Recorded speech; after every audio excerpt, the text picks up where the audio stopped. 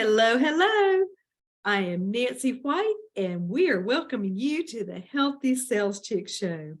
I am so excited to be here again with you. And as my dear friend Paula Fellingham always says, and she's the founder of Win-Win Women, we welcome you with open arms and open hearts. And I just have a quick question for you. Are your sales happy and healthy from head to toe? Well, one of the things we might need to address every once in a while is, do you just need a little refreshing of your sales and a little makeover? But everything that we decide to do starts in this amazing computer in our mind.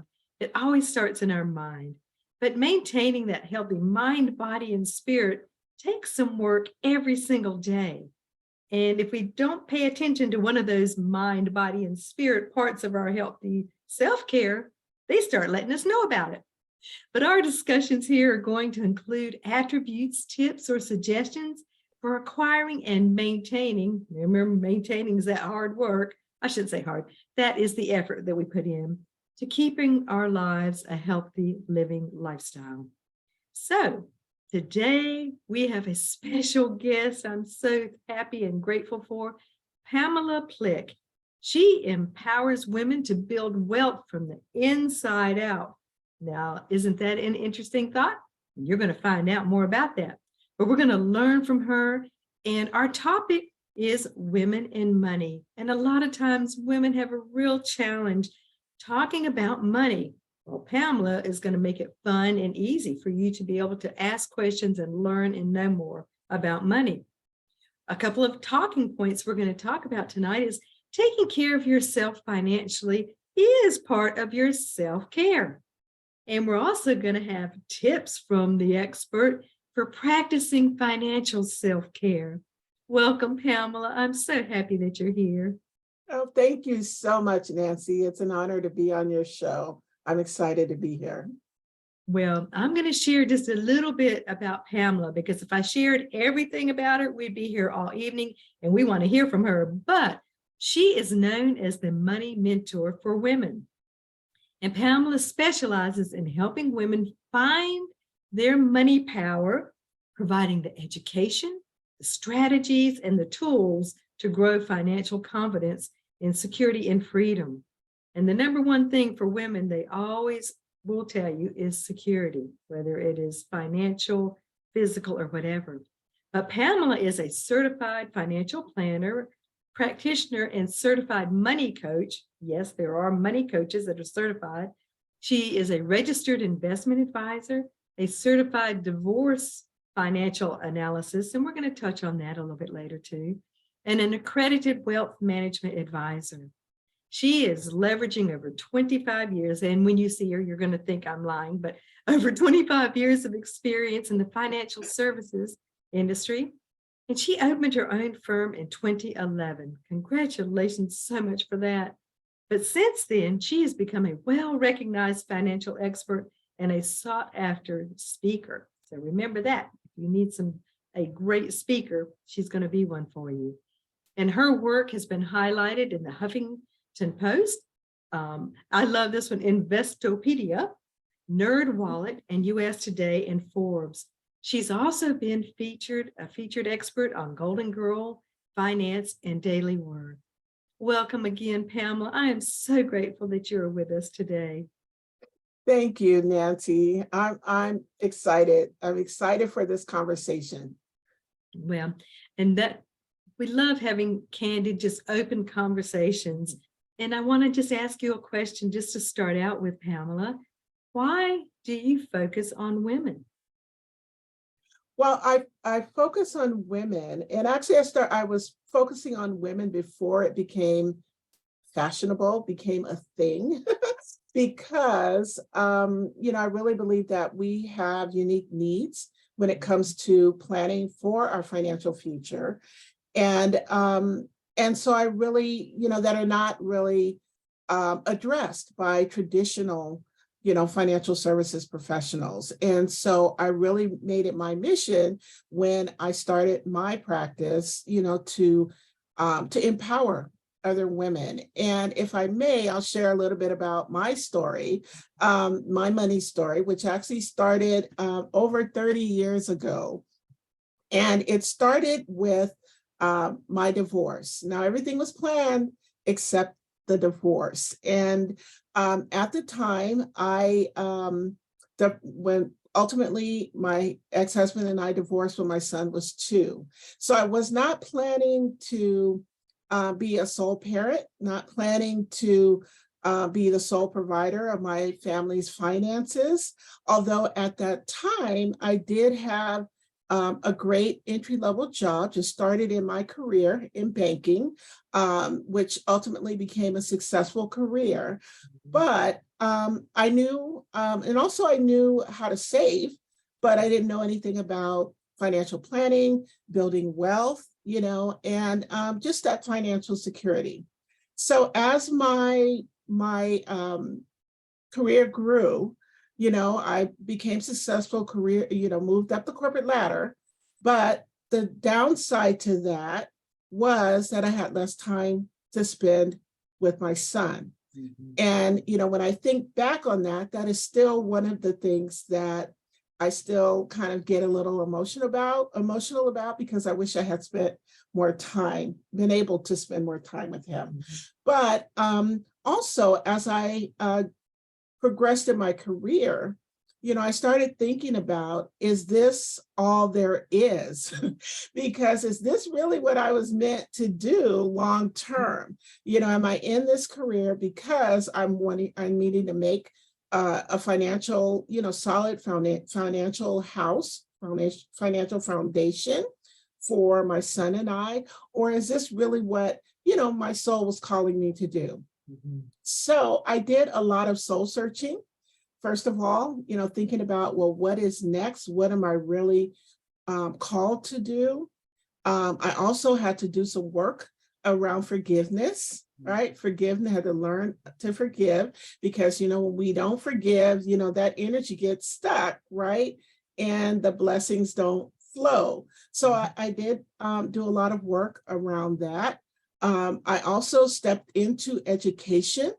I got, the education related to that led me to becoming a certified financial planner, as well as the certified money coach. And as a result of that, it actually led me to my career.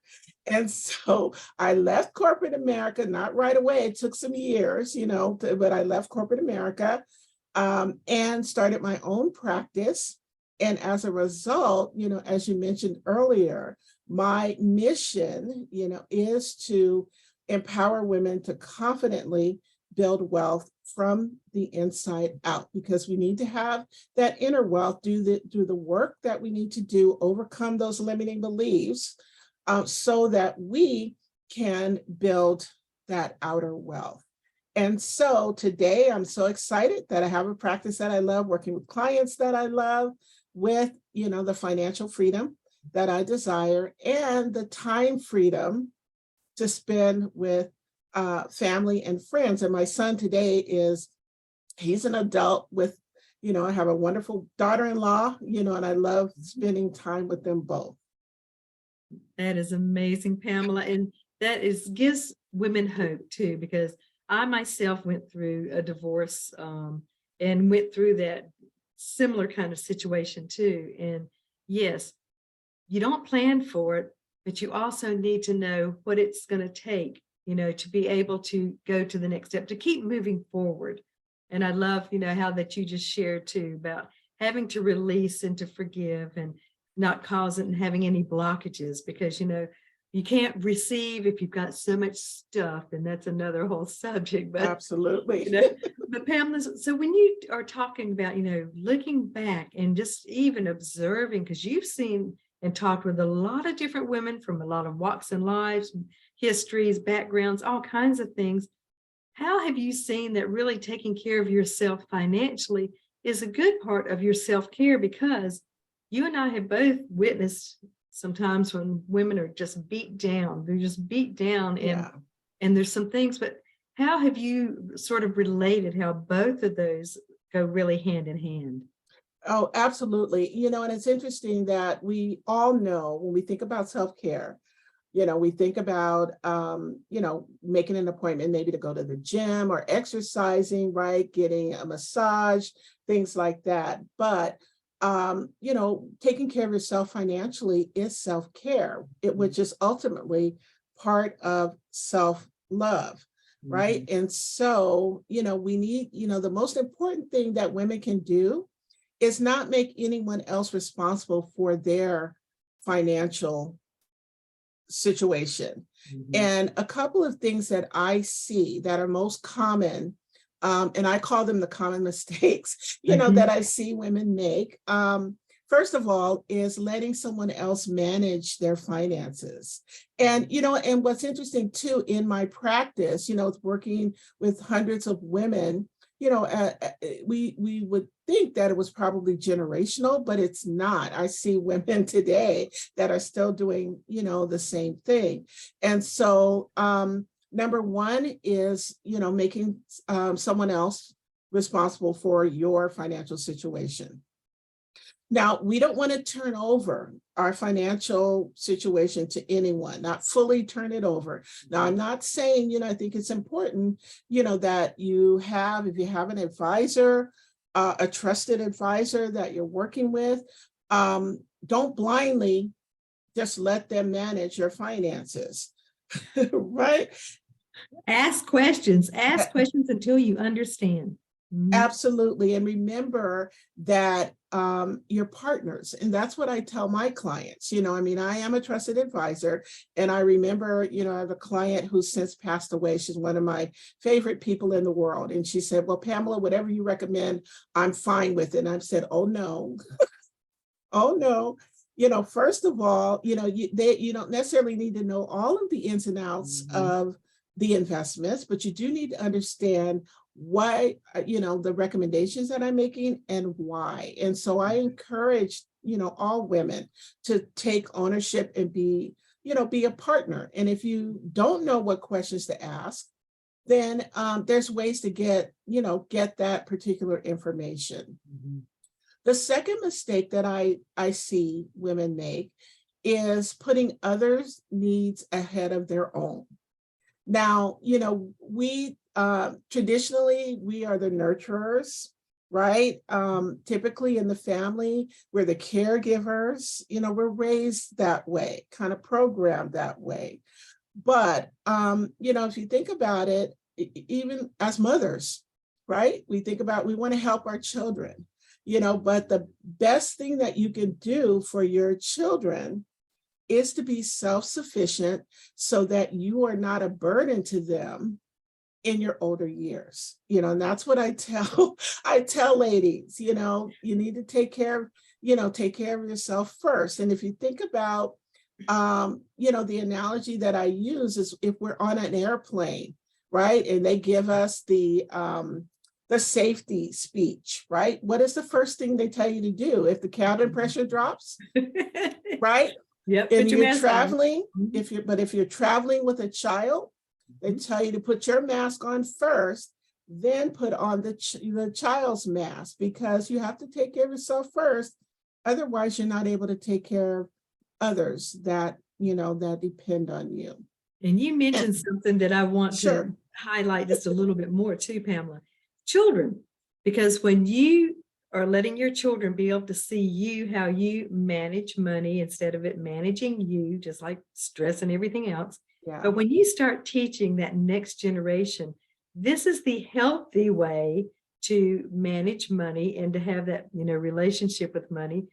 I taught my children when they were little, this is, we tithe first, you can put some in your savings and this is yours to spend. One of the children got it. The other child didn't. And so I can remember hearing having this conversation. How can two be raised in the same household and get such different messages? I said, they got the same message, they made different choices. And so there you anyways, how go. Yeah. important it is, yes, for you and the women that you are serving, that they are going to pass this amazing knowledge down to their children. That's true. And then, what you mentioned is if, maybe they got the message, or that was the message you gave them growing up, but they didn't embrace it. Not Mhm. saying you don't want to help them, but you have to set boundaries. That's the big thing. One of the when we talk about money archetypes, what is driving our financial decisions, one of those archetypes is the martyr, right? The martyr takes care of everyone else. They start to get resentful when people don't do what they expect them to do, but it's Mhm. okay to help them, but you have to set boundaries, Mhm. and let them know this is not a revolving ATM. Let me help you.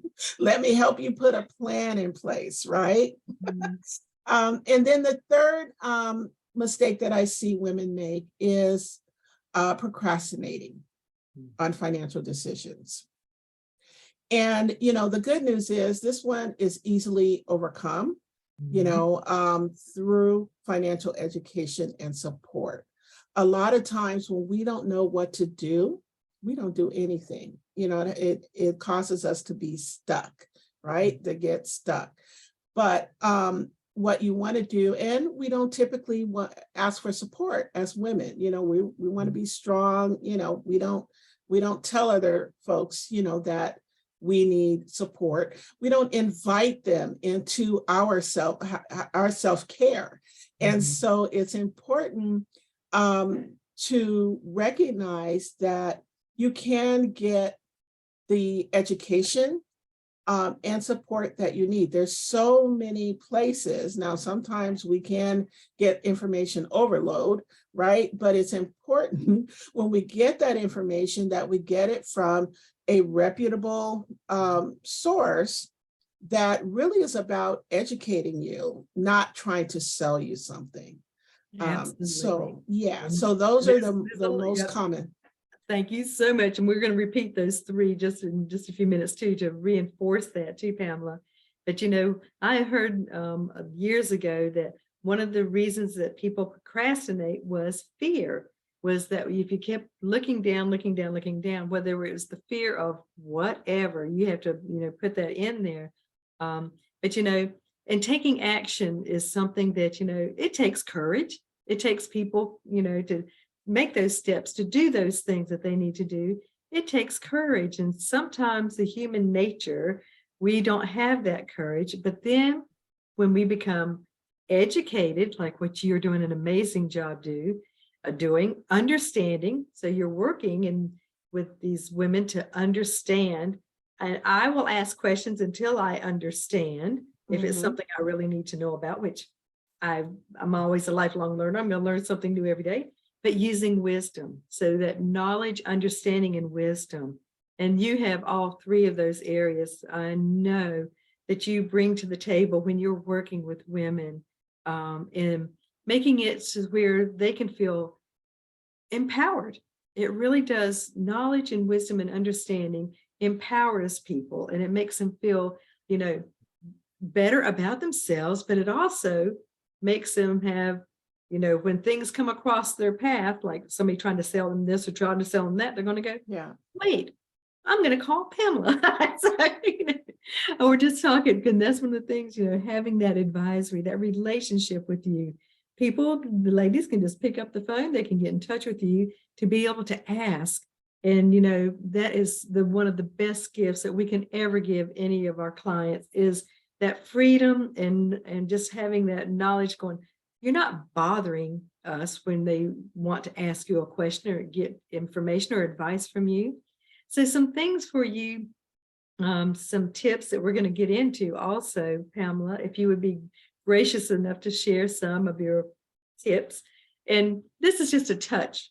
I mean, women are going to be able to get in touch with you to find out more, but what are some tips as far as practicing some financial self-care? What are some, I'm a real black and white person. I love, tell me what to do and I'll do it and I'll check it off. So what are some tips that you would love to share as far as helping women to be able to practice some financial self-care? Absolutely. The first tip is to know your finances. Mhm. It's so interesting when I sit down with folks and I ask them, tell me about your financial picture. And they can't because they don't track their finances, they don't budget. So it's really important to know where you are. Because when we're talking about financial planning, it's really all about cash flow, right? Because of cash flow, the more cash flow that you have, that's money that can be redirected to fund your goals, right? So making sure that you know your finances. And a big part of that in creating that financial foundation is creating a spending plan. Now, a lot of people feel that, budgeting, it's constricting, but I feel that it's freedom. It really is, because if you know where your money is going, you have a solid spending plan that includes the amount that's going towards paying down debt, the amount that's going towards your savings and investing, then you have freedom because you know that everything is on automatic pilot. The other thing, another tip related to self-care, financial self-care, is to pay down debt. With the tax laws had changed a while ago, there's no need to have debt, right? Credit card debt, you can't write it off. That interest that you're paying, it's money, again, that could be used to fund your goals. And so paying down debt is a big one. If ladies don't have a plan yet, put a plan in place to get that debt paid down. The third thing, and this is all about building a solid financial foundation, because when I look at, we think about, building a home, right? What's the first thing, the builder does? They lay that foundation. If you don't have a solid foundation and you try to build upon it, then the whole house can crumble. And that's exactly how it is with your finances. The other thing is to save more. Part of that foundation is making sure that we have a reserve, right? And ideally, I recommend 3 to 6 months of essential living expenses set aside in a liquid account. That account, interest rates are really low right now. So the point is not to make money, it's to have that money available should an emergency come up so that you can easily access it, right? So 3 to 6 months of essential living expenses, that's housing, food, transportation, medical. So the idea is if an emergency comes up, you'll have I have to stop you right there because not if. Look what just happened a couple of years ago. This is true. When it is. Absolutely, absolutely. And the idea is if you have that money set aside, then it's your lifestyle is not going to change, right? Because you already have money to carry you forward. And then another thing for women is investing and planning for retirement. So I'm going to talk about planning for retirement first. We need to plan, typically women live longer than men, and you're in the health industry. So, ideally, most, the odds are, we're going to live longer. And so, it's important for us to plan for a longer rather than a shorter retirement, and keeping that in mind. So start early when you can. Maximize your retirement, right? If you're employed, maximize your company's retirement plan. If you're self-employed, we have some other options, a lot of options to save, put money away for retirement. So that's so important. And then the last thing is related to investments. As a tendency, we women are more conservative when it comes to our investing. Versus men. So we want to make sure that when we are investing, that, at least part of our investments are positioned for growth, right? Because before we came on camera, we were talking about inflation, Yeah. right? And making sure that your money is going to rise above inflation. Now, I understand, I'm not going to get into individual investments and things like that, but, the market, is volatile, right? We have to understand that, and experienced investors do understand that, but we need to have a long-term perspective, and based on, your risk tolerance and how long it will be before you start to pull your money out. But if we're just saving, there's a place for savings versus investing, right? Savings is for money that's earmarked for something in particular, your reserve, or if you're planning to buy a car the next few years, that's short term. Long-term money, you want to make sure that it is going to rise above inflation. So that's just a couple of tips. That's fantastic, Pamela. Thank you so much for that. And just, and there's so much more. I mean, just as you're talking, I'm sitting there trying to think. Now, I know that, you can also talk with people about kinds of alternative investments and the different things when you're talking about risks, but, protecting the principal and getting, double-digit returns. And there is tons you have seen, especially over the last years, all the different types of, people that have got investments in this and that and all these things. And, some people are just going, whoa, I don't want to touch that. And other people are going, oh, I'm making tons of money in this and blah, blah, blah.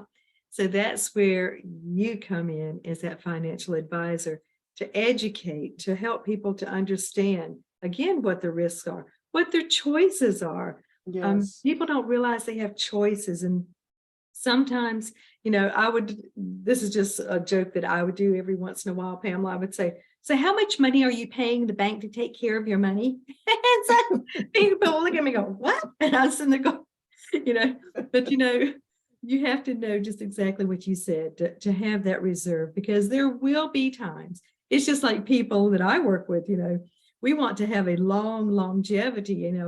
I'm 70 and I want to continue to age with strength and vitality. But, there's some people too that have that mindset. I don't want to outlive my money. And people are living longer now too, if they're taking care of their self-care. And you need to have the financial support to live longer. And so health and wealth go hand in hand. I mean, you have to be nurturing both your financial health and your physical health. And I'm so grateful that you have your expertise in what you're doing too. And I'm sure you and I both have people that come to us and they'll ask us some questions and we're sitting there going, that's something a little bit new, or this is something I am not really quite up on. And you and I will find out and research and investigate and come back with some understanding. So it's not like, we have the answers to everything. So right. Pamela, before we get finished here and our time just flew by so fast, I want to just ask you, I am so grateful that you also have your TV show on Win-Win Women. And so can you share with the audience when your show is and what your show is all about? Absolutely. The name of my show is Rise Your Money Power, and it's a show where we have honest conversations about money to help women become confident, achieve peace of mind, and create the financial freedom that they desire. And the show is on Thursdays at 1 p.m. Pacific time. And what's wonderful about it is, have my quick teaching like we're doing today, but then we open it up the last 30 minutes for Q&A and conversation. So it's an opportunity to get questions answered live and in real time. And so I'm so excited about it. I am too. And so what is the women like simple and easy? So what is the simple, easy way for someone to get in touch with you, Pamela? The simple and easy way is I actually have a special link for those of you that are watching today. It's PamelaPlick.com/thank you. So PamelaPlick.com/thank pamelaplick.com/thank you. And I have a list of resources, on that page. Everything from upcoming workshops and events, a wonderful money type quiz that will immediately give you an idea of what your current relationship is with money and additional resources. So if you go to pamelaplick.com/thank you, that's actually my website, and you can connect with me there. That is fantastic. So I'm going to ask you, if you are, this is the audience, if you have any kind of confusion, any kind of wondering about, your financial health or whatever, I encourage you to stop and get in touch with Pamela, the very generous offer that she gave you. And again, I am Nancy White, the Healthy Sales Chick, a 40-year researcher in natural preventions. And I love helping people just to take a few minutes and celebrate the good things you're doing for your healthy lifestyles. And then we can discuss an area that you may want to just tweak or improve or enhance. But you take care of those temporary temples until you get your permanent maintenance-free one. And until the next time, we're so grateful that you came and stopped with us today, and you just got a little bit of wisdom and knowledge and understanding from Pamela. Thank you again, Pamela, so much. Oh, thank you, Nancy. Thank you so much.